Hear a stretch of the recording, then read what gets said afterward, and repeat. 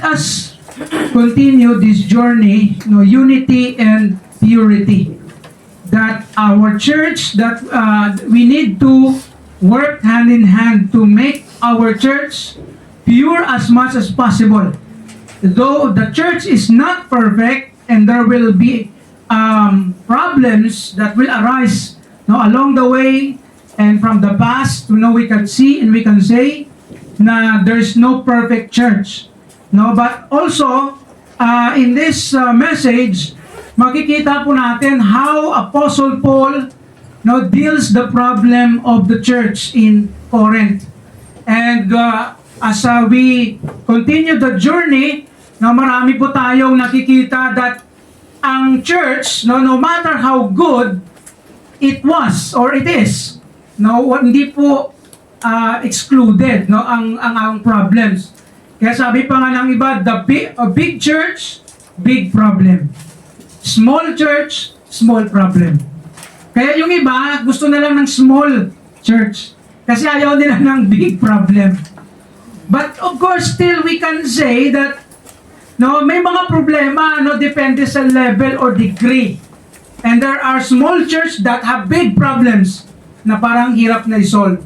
So I hope and pray that our problems in the church, mas mabigyan natin ng solusyon.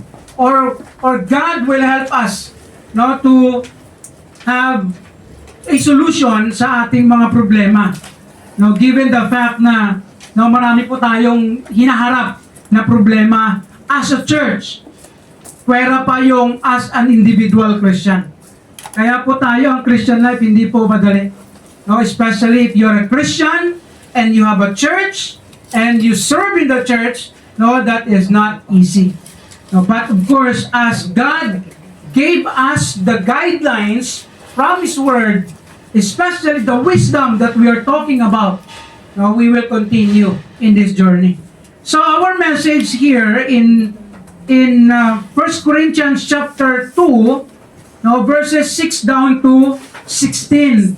Now we will talk about the role or God's role in the wisdom. So, ayan po ang title natin. It refers to the wisdom na sinasabi ni Paul sa first chapter and until chapter 2. He is comparing the heavenly wisdom and the earthly wisdom. Ang heavenly, in other words, wisdom from God and the wisdom of the world. Pag sinabi mong wisdom from God, it talks about kung ano ang Diyos, ano ang ginagawa ng Diyos, ano ang ginawa ng Diyos, at ano pang dapat gawin. Pag sinabi natin God's wisdom. And of course, when you say the wisdom of God, na-comprise po yan or na-compose yan, si Jesus Christ primarily as the wisdom of God, the Word of God as the wisdom of God, and all the teachings that we can see in the Word of God is the wisdom of God. Yan po ang heavenly wisdom. And ang mundo, marami ding mga wisdom ang mundo, pero that's earthly or sa mga life, practical life, may mga bagay-bagay na matutunan, especially sa mga knowledge, sa mga science, or whatever, mga learnings in refers to the world. So dito, si Apostle Paul, ni-remind niya yung mga believers na ang wisdom na meron tayo, kung may wisdom ka man, yan po ay galing sa Diyos. Kaya po, especially as a Christian, we are given a wisdom of God. Of course, number one, si Jesus Christ, yan po ang sinasabi yan, the cross of Christ, ang message, si Jesus, ang mga teaching ni Jesus, and even the Word of God, is considered the wisdom of God. Kaya yan po ang ating iti-take this morning. Hopefully, we can finish it as early as possible so that we can have more time in our preparation for this afternoon's activity. So the question is, what is God's role in the wisdom that we receive from Him? Kasi di ba, kung babalikan po natin ang previous natin na messages, that the problem of the church are the conflict or division that they were fighting with each other, they were degrading one another or others or either way. Kaya po itong problema sa kanila. No, they were so proud of the wisdom that they have or they want. Especially, di ba, isa sa mga reasons of their conflict is maybe they want a eloquent, good, or great preacher. Gusto nila yung mga matatalino, malalalim magsalita, maraming masasabi. Yun ang mga isa sa mga possible reasons na nag-aaway sila.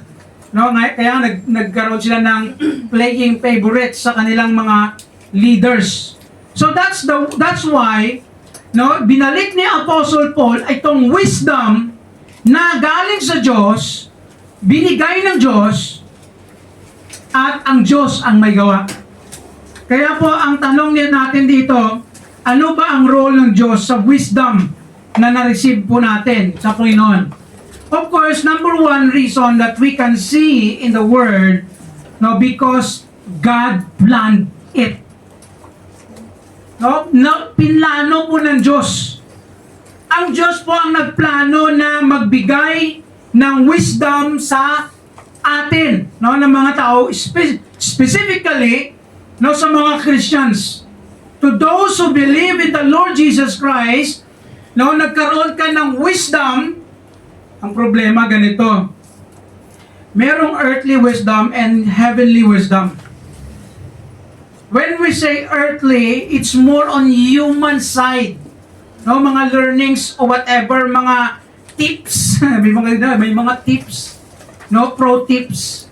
May mga daming mga tips ang binibigay in human side or earthly. But the wisdom that we need in this world, even James said that, is the heavenly wisdom.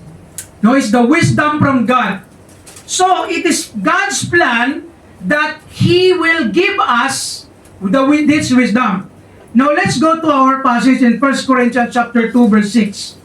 So, sabi dito ni Paul, howbeit, we speak wisdom among them that are perfect. Ito po yung sabi ni Paul, ang wisdom na sinasabi niya, speak among them that are perfect. Ano perfect? It's a mature. Those people who have this understanding or maybe mature in the sense of their life, spiritually speaking. Yet, sabi ni Paul, not the wisdom of this world, nor of the princes of this world that come to naught. Kasi di ba nung last time, he's referring to the wisdom of the world na pinahiya, nullify, walang saysay, ang mga kaalaman ng mundo. Kasi nga, ang mga Grecians, ang mga Hudyo, they have this understanding na ang kanilang, ang Grecians, they believe in God, that there are many deities, and that God, is supreme, is the God that you cannot touch. Yan ang belief ng mga Grecians. And the wisdom, they have this understanding na ang Diyos ang nagbibigay din ng wisdom sa kanila. Mga learnings nila. And they love to learn more. They love wisdom actually. Kaya sila mga philosophers. And the Jews, ganun din ang kanilang ini-embrace na understanding of the Messiah is the conquering king. They don't believe on Jesus. That's why na-nullify ang kanilang mga belief and understanding. Kaya ito yung sabi ni Paul. The wisdom that we speak of is not of the world. Hindi yan sa mga anumang mga logic or whatever na kanila sa mga Grecian. So ano sabi niya? But we speak the wisdom of God in a mystery. Ano pong ibig sabihin ni Paul dito? Kasi nung time na yon, maraming time, generations past, ito po yung si Jesus Christ, the message of the cross, it was hidden. Kaya sabi niya, even the hidden wisdom. Natago, ibig sabihin, may mga prophets, may mga ginamit ang Diyos to preach, to teach, but many did not understand this message, especially in regard to the cross of the Lord Jesus. Kaya marami pa rin mga Hudyo na hindi naniniwala kay Jesus. In fact, si Jesus, Hudyo. Diba? Si Jesus galing sa kanila. But they don't believe on Jesus. Majority of them.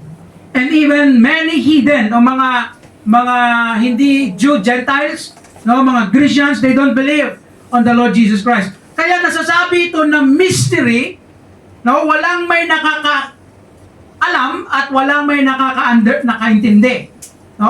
Except of those who are used by God to reveal it, which God ordained before the world unto our glory. So ano pong ibig sabihin natin dito? Ito yung wisdom, si Jesus Christ, the Word of God, the message, the cross of the Lord Jesus Christ, the message of the cross, God planned it before the world began. Kaya bago pa nangyari o ginawa ng Diyos lahat-lahat, nakaplano na po ito sa Panginoon. Kung maalala po natin o ninyo, last time I talked about that God is eternal. In His foreknowledge, ibig sabihin, alam niya na lahat na mangyayari sa mundo. Before God created everything, He knew what will happen. Kaya in verse 4, sa Ephesians chapter 4, according as He had chosen us, is referring to the election, the chosen tayo ng mga Christian, sabi ni Paul, in Him before the foundation of the world, that we should be holy, without blame before Him in love. Ano pong makikita po natin in regard to what we're talking about? Bago pa ito ginawa ng Diyos ang lahat-lahat before the foundation of the world, God knew, God chose us, or elected us. Ang tawag yun, election or chosen. By the way, baka medyo controversial po yan na word para sa iba. At sa karamihan ng mga Christians. Kasi pinag-aawayan po yan. Elect or faith. Ano ba talaga? Bago ka maniwala, inelect ka muna? Ganun ba yon? Medyo confusing po yan kung i-dig deeper po natin. But for me, I will stand on faith and election. What do we mean by that? Faith and election is two sides in a coin. You cannot separate it. You cannot also degrade one another. Ibig sabihin, ano bang mas mabigat? Election or faith? No. You cannot say like that. Because that is a fair and balanced faith or belief na ang election at saka faith magkasama po yon. Hindi mo pwedeng sabihin na, bago ka manipalataya, inelect kasi delikado po na argument yan. Kasi mawawala ng saysay ang faith, maliles ang value ng faith. Magkasama po yan. Kaya pinag-awayan niya ng ibang mga preacher and teacher na mga matatalino. But for me, I will stand on the both. Faith and election. How can you know that you're elected? Because you believe. Kasi may mga tao, may mga nagsasabi, hindi kung elect ka, save ka. No, you cannot say like that. Because kung titingnan po natin yung Bible, bago to sinabi ni Paul, ni Peter, ang mga chosen in election, sinasabihan nila dito ang mga Christian na. Ibig sabihin, they already believe in Jesus. Kaya para ma-understand mo na ikaw ay saved, bago pa lang ginawa ang lahat, nakaplano na sa Diyos yan. Nakikita na ng Diyos na ikaw ay maliligtas. Tama po ba? Before God created everything, God knew and God see that you will be saved. Yun ang ibig sabihin ng election. Pero pastor, kasi minsan may mga argument, may mga logic, kung may pinili ang Diyos na maligtas, may pinili pala siya na hindi maligtas? Delikado po yun, na argument. Kasi hindi po silent po ang Bible. Wala ang pinili ang Diyos na hindi maligtas. May pinili sa ng Diyos na maligtas because God knew beforehand na sila ay manampalataya kay Jesus. That's the, I think, fair argument. And fair answer for that. So, what do we mean by this? na kung ano mang meron ka ngayon na mga wisdom, kaya sabi ni Paul, kung ano mang mga improvements mo, ano mang meron ka ngayon, God planned it for you. Will you agree to that? Amen. Naplano na ng Diyos yan beforehand, before the world began. Eh sabi din ni Peter, si Peter in Paul, kanilang wisdom from the Lord as they speak about this. Elect according to the foreknowledge of God the Father. Itong word na foreknowledge, ordained. Ibig sabihin, bago pa lang ginawa ng Diyos lahat, nakaset na, naka-arrange. Foreknowledge of God the Father through the sanctification of the Spirit unto obedience and sprinkling of the blood of Jesus Christ, grace unto you and peace be multiplied. Kaya ito, I always stand on this. You cannot prioritize election over faith. You cannot say that. Kasi delikado po yan. Mas maraming nadideceive na mga tao. Pag pinili ka pala, ligtas-ligtas ka. Paano mo malalaman na ligtas ka? Because you believe. Because faith and belief. Kaya kung makikita po natin, sanctifying work of the Holy Spirit and the blood of Jesus Christ, they go together. Unseparately. Hindi po yan masiseparate yung work ng Holy Spirit. Kaya tanong, kailan ka naligtas? Kailan ka naligtas? If you recall, when, or paano mo masasabi na ikaw ay naligtas? And when you can say that you are saved? That's the question. Nasasabi niyo ba kung kailan ka naligtas? Pastor, hindi ko alam. Pastor, nakalimutan ko kung kailan ako naligtas. Patay. Because I believe that you can have this assurance and faith and of your salvation the moment you believe in the Lord Jesus Christ. Kailan yon? Pastor, basta na-amnesia na ako. I cannot forget, I will not forget my day of when I believe on the Lord Jesus Christ, July 21, 2002. That was the time that my pastor told me, Ken, kung mamatay ka ngayon, Ken, sigurado ka na makapunta ka sa langit. For how many years nagpupunta ako sa church? 4 years na nandun ako sa church. Nag-attend akong mga activities. Minsan tumutulong sa church. May mga camping na minsan, sino gusto magpa-heaven? Ako! Pray na, pray! Pray na. Pray ka rin.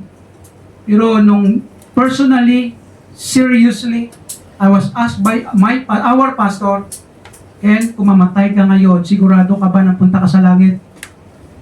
I honestly said, hindi ko alam, Pastor. Why? Because I don't really understand. And that's what the time that my pastor said, Ken, gusto mo masigurado yung kaligtasan mo? Gusto ko, Pastor. This is what you need to do. Because Jesus Christ died for you. He is the one who paid all the penalty of your sin. You need to believe on Him. Or accept Him. That's another word. Accept Him as your Lord and Savior. This time. And that was the time He led me to pray and asking forgiveness of my sin. And that's the moment and the time that I really experienced the peace in my heart. Nang feeling parang may tinik sa lalamunan mo na tinanggal o sa heart mo na hinugot. Tapos yung feeling, hindi man tayo nagsabi, Pastor, feeling lang yan. No. I believe that you can experience how you can say that, Lord, I am saved, I am forgiven. And that's why I cannot forget that experience. And that day, starting that day, my life changed. Gradually changed. It's not one shot change, no. Gradually changed. And that's, I can say that I am saved, and that I believe on that time, I experienced the real salvation in the Lord because I believe in Jesus. And I am part of the election of Jesus, of God.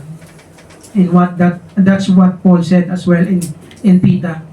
Elect according to the foreknowledge of God. Kaya alam ng Diyos kung sino ang totoong manampalataya. Pastor, paano to? God knows our heart. And that's why whatever is what we have in this world, God planned it before the world began. And another principle I believe that we can see and say in this principle or in this truth, God planned it before your world began. Bago pa ginawa ng Diyos lahat, at bago ka pa pinanganak, before you were born, God knew that you will be saved. And you will be, you will experience yung mga blessings. Kaya bakit niya ito sinasabi sa mga sa church o sa mga Christians? Na huwag po tayo magmayabang kung anong meron tayo. Kasi nakaplano na sa Diyos yan kung ano mga achievements, maybe blessings na binigay ng Diyos sa'yo, whatever. Kaya gifts, isa sa mga gifts nila problema dun na pinagmamayabang nila. Nakaplano na yan sa Diyos. Kaya minsan ito yung problema, Pastor, paano yun? Mga kasalanan ko, plano ba ng Diyos? Of course, hindi. No, sin is not part of God's plan for you. Sin is a sin kaya minsan may mga ito yung sabi ko last time, mga nagkakaroon ng mga controversial question, saan ba yung kasalanan nagsimula? Saan ba nagkasalanan nag-start? When sin started? Alam nyo? Kung saan nag-start yung kasalanan? Garden. Hindi nyo alam Garden of Eden. Siya kay Satan. Si Lucifer. The first, the angel who fell.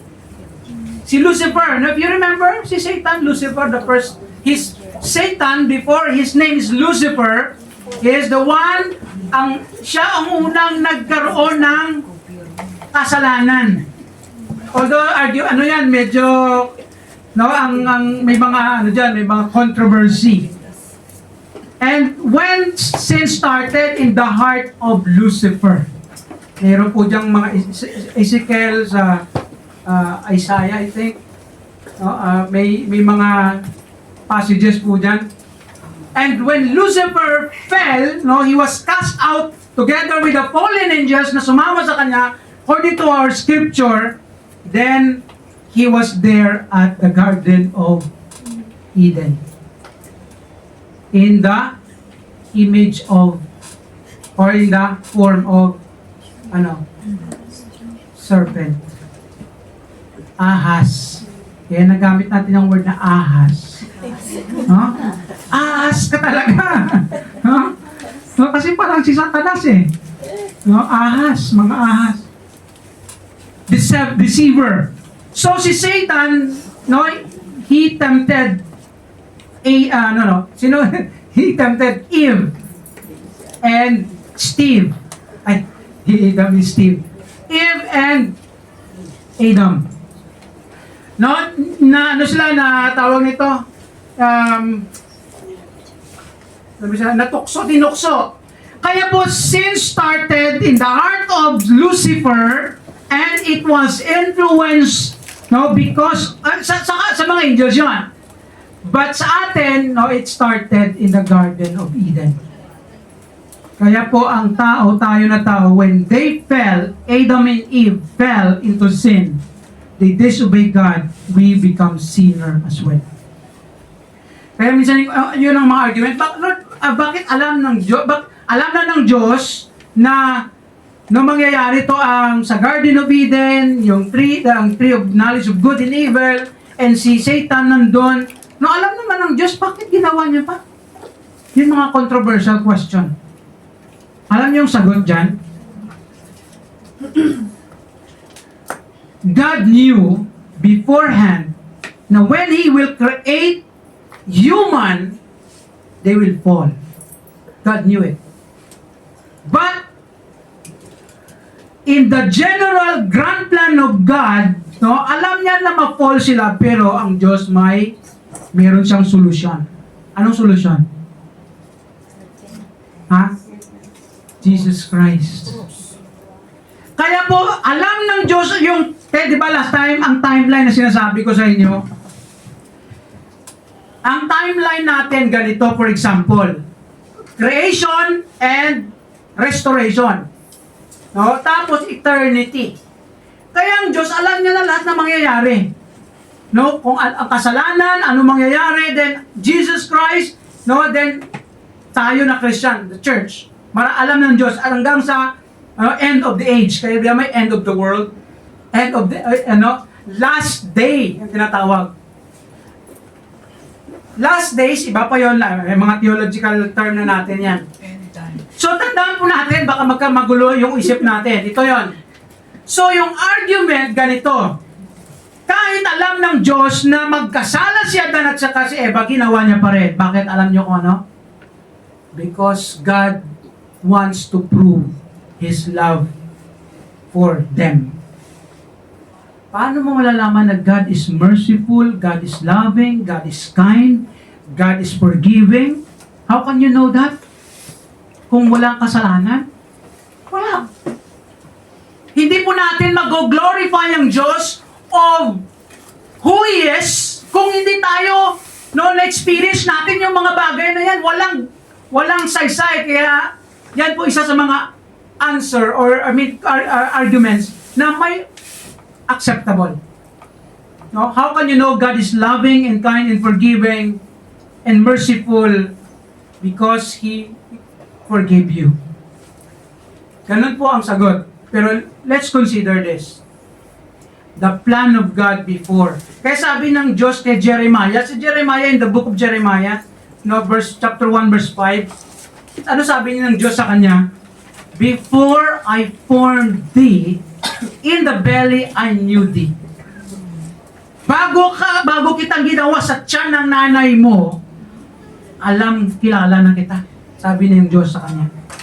And before thou camest forth out of the womb, bago ka lumabas sa tiyan ng nanay mo, I sanctified thee. Ano pong ibig sabihin sanctified? Separated. Ibig sabihin na prepare ka na ni Lord. Sabi niya sa kay Isaiah, and I ordained thee a prophet unto the nation. So yan pong natawag na calling, chosen, ordained.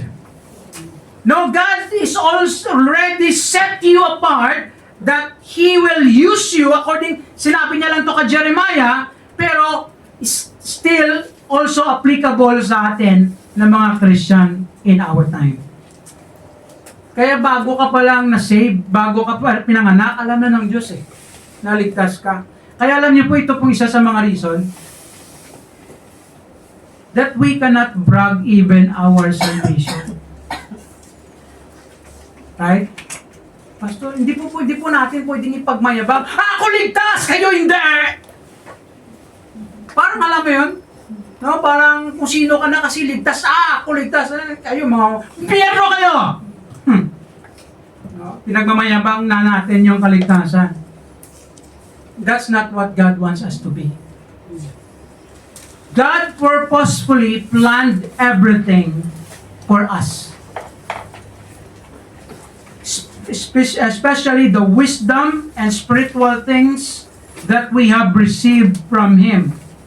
Therefore, we should not brag of what we have or what we achieve in our Christian life. Kaya isa sa mga problema sa mga Christians sa time sa Corinth, nagmamayabang na sila kung anong meron sila. Anong mga na-experience nila, natanggap nila maybe ng mga blessing. Alam niyo minsan tricky itong mga blessing sa atin, no? Sa mga Christians. Alam niyo tricky? Parang tricky in the sense na grabe, God bless me so much. Parang alam mo yun? Kaya minsan delikado yung social media, yung parang post ng blessing. Delikado yan. No? You will be, maybe hindi po natin ma-notice na ang pride Yes. nagki-creeps in na. No, mahirap yung mag-post-post ka ng mga blessing sa social media. Feeling blessed. Feeling blessed pala. Feeling blessed. Feeling blessed. Dami akong blessing ngayon. Pero hindi namigay ka ba? Kaya minsan masarap, parang gusto replyan, no? Hindi ba tayo dyan makahingi? Mahirap naman hiningi mo yung blessing. Dapat magantay ka lang. Ang gift, hindi hiningi yan, ha? Yes. Kaya pag naghingi ka ng gift, hindi na po gift yon. No, especially this Christmas. Uy, gift ko. Huwag kang maghingi. Kasi pag naghingi ka, hindi na gift po yun. No, gift is, it's not asked for. No? It is freely given. No? So kaya po, ang gift, hindi po hinihingi yan. Pero minsan, joke-joke lang. Joke-joke lang, pastor. Baka gagawin mo totoo. Di ba may ganon? No? Pero still the same principle. No, the gift is not asked for. It is freely given. And minsan nag-aantay tayo ng regalo, no? Ano bang regalo matatanggap ko sa Christmas? Delikado po yun. No? Iba na yung motive. Because everything that God has given us, no, it is for especially good and perfect gift. Of course, mga kasalanan, it's not from the Lord, no? It's from our inner sinful life. Especially sinful nature pala. Sinful life parang ano, you know, sinful nature sa atin at saka sa mundo. So number 2, God prepared it. Hindi lang po na plano sa mind ng Diyos no, bago niya ginawa na. Kaya pag sinabi mong plano, no, wala pa yan, plano pa lang. No, katulad yan, for example, may Christmas party tayo sa December 7 na, nag-advance. So bago pa lang, announcement pa lang Christmas party, nagpaplano ka na. Magluluto ako ng salad, no? Ako magaganito yung gagawin ko. Nagpaplano ka. Then dumating na yung araw kanina na late ka kasi dami mong niluto. Yun ang preparation. Ibig sabihin, namili ka kahapon ng mga ingredients, no? Tapos kanina, no, aga-aga ka pa nagising, nagluto ka ng luto, yan ang preparation. No, that's what also God did. When God planned it, He worked it out.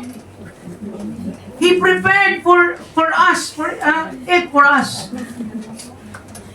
Kaya po sa Bible, tandaan po natin, sabi dito punta po sa passage, which none of the princes of this world knew. Kasi yung natago si Jesus Christ, yung message of the cross, the salvation natago sa kanila. For had they known it, they would not have crucified the Lord of glory. Kaya hindi po nila alam, kilala si Jesus that time, no? Yung mga princess dito, mga rulers, ha? No, mga nasa posisyon. Hindi po nila, kaya kung sabi ni Paul, kung alam nila si Jesus Christ, na kilala nila sana yon, hindi sana nila na-crucify. Natago, na-hid. But as it is written, kasi prophecy na to, na prophesy na sa Bible, I have not seen, nor ear heard, neither have entered into the heart of men the things which God hath prepared for them that love Him. Ano po yung ibig sabihin ni Paul dito? Sa mga sa mga hindi sa Diyos, hindi nila yun naiintindihan. Pero sabi ni Paul, God prepared for them that love Him. Sino yung mga nagmamahal sa Diyos? Those who believe in God or in the Lord Jesus Christ. Kaya po ang mga bagay-bagay po sa atin, na-prepare na po ni Lord ito. Pastor, paano yun? Parang dami kong kailangan, wala pa rin. Na-prepare ni Lord yun. Pastor, bakit? Diba sabi ng Bible, God will bless you, God will provide. Bakit wala pa rin? Baka wala ka sa tamang daan. No? Suryano yun Ibig sabihin, you are not in the right track of God for your life. Do you understand that? Kung sa mali ka na landas ng buhay na tinatahak, hindi ka sa plano ng Diyos. Ibig sabihin, andun sana yung plano ng Diyos andun yung mga blessing. Kung sumusunod tayo sa Diyos, andun yung mga blessing. If we follow God's instructions, God's guidance through His Word, the blessings are there. If we turn away, no, magliko-liko tayo kung saan liko yan, bandang liko, sabi nila, no, hindi po blessing, burden, and curse ang mangyayari dyan, or problema. Kaya sabi ng Diyos na prepare na po ito sa mga, for those, them that love Him. Sa mga naniwala o nanampalataya kay Jesus Christ. So when God created everything, He prepared everything for you and for me. May verse dyan si Peter, actually yung mga blessings, di ko lang nalagay, na nandyan na yan. Kaya balik ko tayo no, sa Genesis chapter 1 verse 1. When God created everything, everything is prepared. In the beginning, God created the heavens and the earth. Heaven and the earth. Actually sa ibang translation, heavens. And verse 27, no, skip tayo sa other creation, verse 27, 28, in regard to us, to human. So God created man in His own image. In the image of God created He him. Male and female created He them. God created every human. Pastor, paano yan si Adam at saka si Abraham lang ginawa ng Diyos? Tayo, iba naman gumawa sa atin. Kahit na, di ba sabi kanina ng Diyos, God says in Jeremiah, before I formed you, I formed you. It is God who formed you and me. Even though we undergone the process of human production, still God is the one who formed us. Kaya kung ano man itsura mo ngayon, si Lord nagbigay na yan. Maging kontento tayo. Tama po ba? Be content of what you are and what you have. No? Kasi God is the one who formed your... Pastor, paano yun? Yung may mga kulang, may mga ano. Antayin na lang natin si Lord. Saka alam nyo, everything naman maging perfect when time comes. No? When God restore everything. Part po yun ng effect ng sin sa buhay ng tao. And God blesses them, and God said unto them, be fruitful, and multiply, and replenish the earth. Magparami kayo. Hindi parami. Yung physical yun nung una. And subdue it, and have dominion over the fish of the earth, and everything, no, na buhay. Sabi ng Diyos, kayo ang mag-rule, mag-domain, mag-manage. Kaya alam niyo po lahat ng prepare ng Diyos yan. God prepared everything when He created everything. Kaya po, di ba sabi ni Jesus Christ, ano sabi ni Jesus Christ sa Matthew 6:33?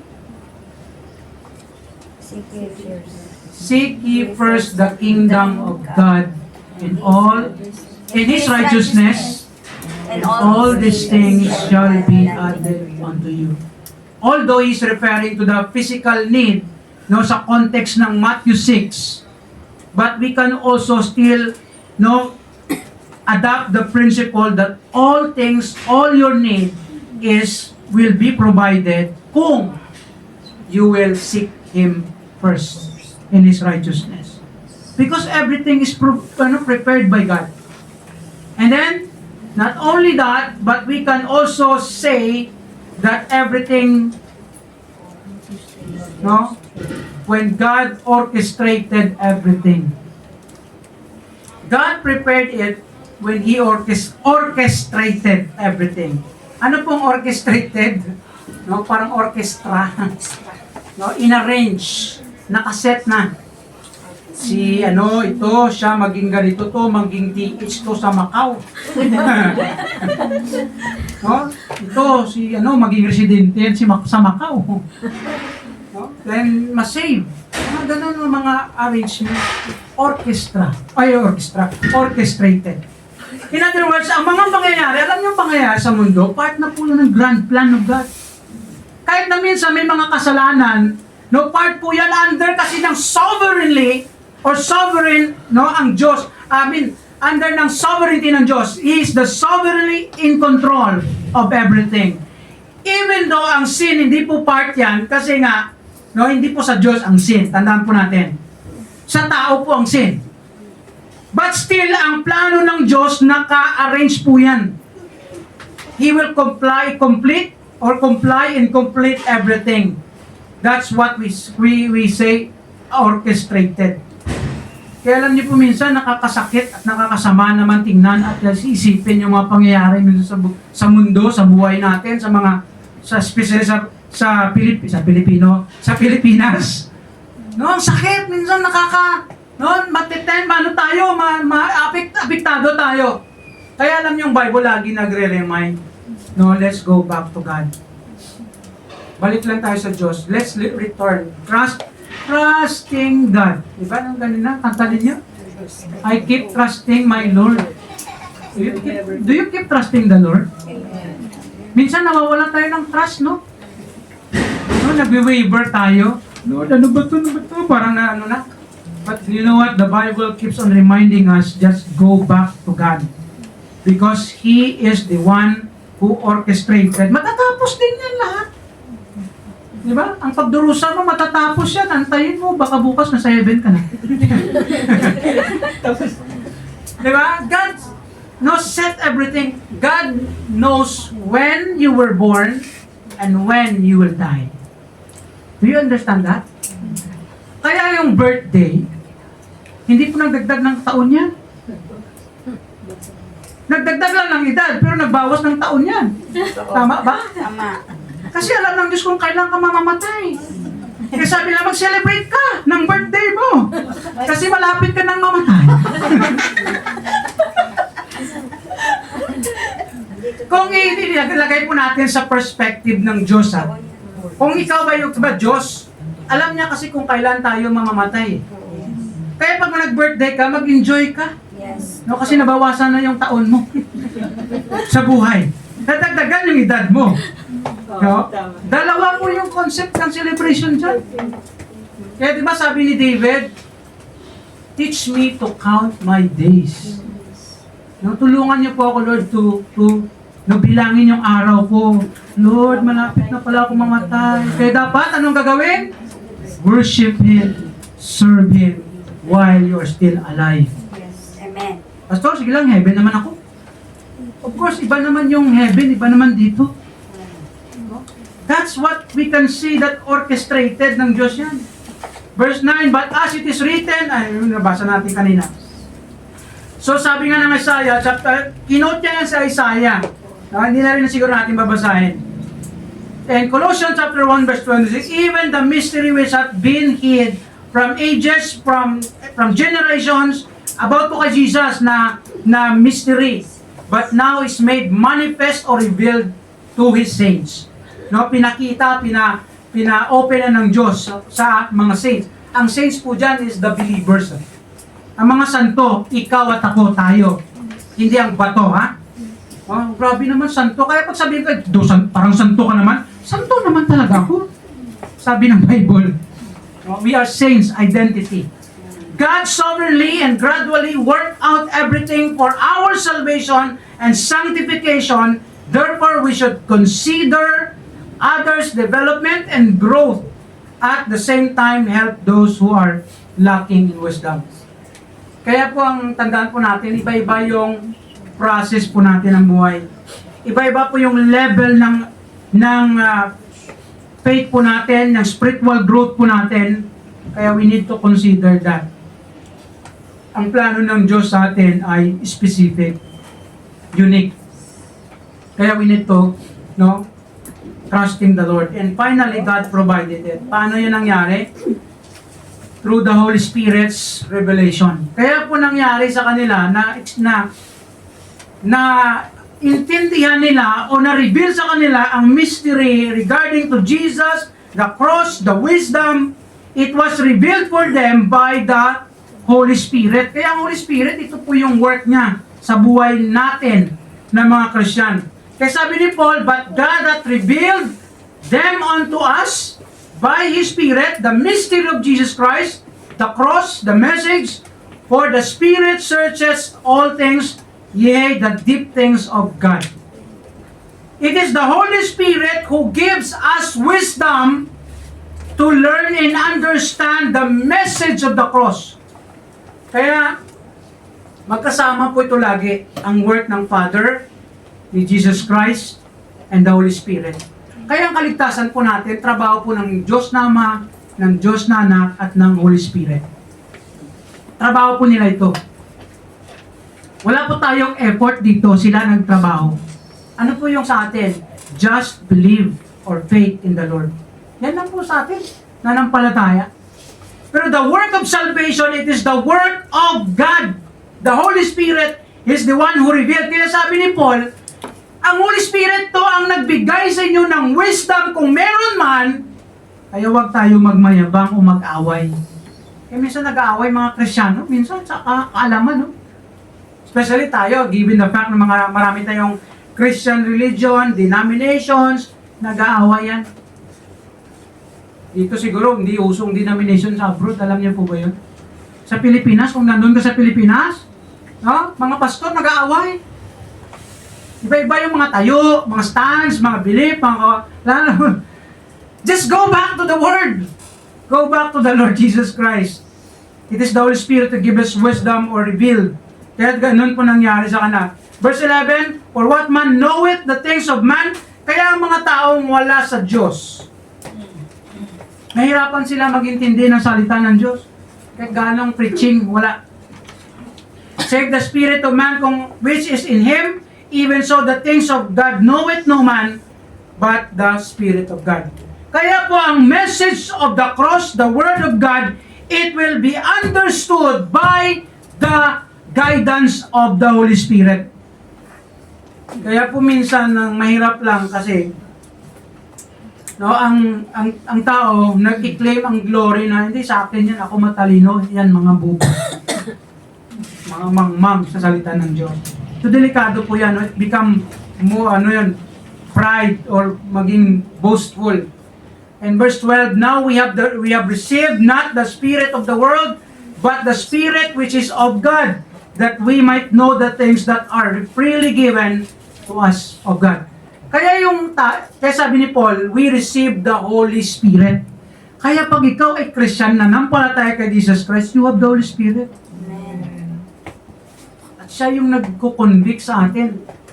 Actually, ang revelation sa mga apostles, sa mga prophets, sa mga Bible authors, ang sa atin, in our time, is illumination. That's the doctrine na sinasabi. Illumination. Ibig sabihin, ang Holy Spirit nag-open sa atin ng mind natin para maintindihan natin. Hindi man lahat maintindihan sa Bible, maraming paling mystery, but maintindihan natin yung mga spiritual truths sa Bible na para mas ma-apply pa natin sa ating buhay. Ang word yan po ang trabaho ng Holy Spirit. Nagbibigay ng enlightenment, illumination. Ano po yung illumine? Pastor, parang ilaw. Pag madilim dito, hindi tayo makikita yung tsura natin. Pero pag may ilaw, makikita natin yung mga kulubot-kulubot dyan. Hindi dyan. Yan po ang illumination na tinatawag. Enlightenment. No, ino-open ng Holy Spirit yung mind natin. And verse 5 of verse Ephesians lang po yan. No? Ephesians chapter, yan ba sa program? Ano nakalagay dyan? Ephesians 3:5. Ephesians 3:5, baka 1 Corinthians. Which is other ages, no, tinago, no, sabi na, not made known unto the sons of men, it is now revealed unto His holy apostles and prophets by the Spirit. So it is the work of the Holy Spirit na na-open ang kanilang understanding mind to see and understand the message of the cross or to see Jesus Christ. And lastly, through the Holy Spirit's instruction.